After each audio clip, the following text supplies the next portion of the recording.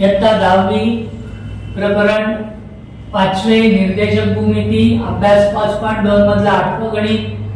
आपल्याला पक्ष दिलाय त्रिकोण एबीसी मध्ये जी ची म्हणजे मध्य संपात बिंदूची किंमत म्हणजे x ची आणि y ची किंमत दिलेली आहे।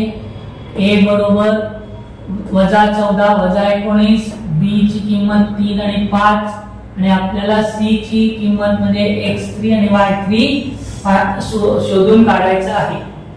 त्रिकोण एबीसी मध्ये g -4 -7, a -14 -7, b 3 आणि 5, x1 आहे -14, y1 आहे -7, x2 आहे 3, y2 आहे 5 आणि x बरोबर -4, y बरोबर -7।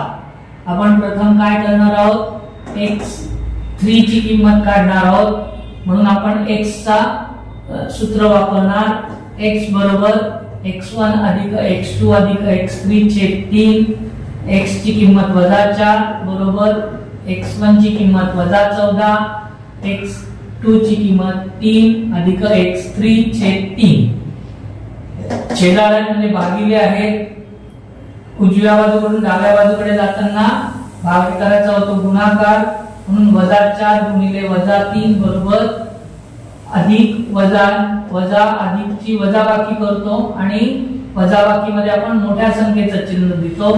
14 - 3 11, मोठ्या संख्येचं चिन्ह -11 अधिक x3, अधिक वजाचा गुणाकार वजा येतो, 4 × 3 = 12, -12 बरोबर -11 अधिक 3।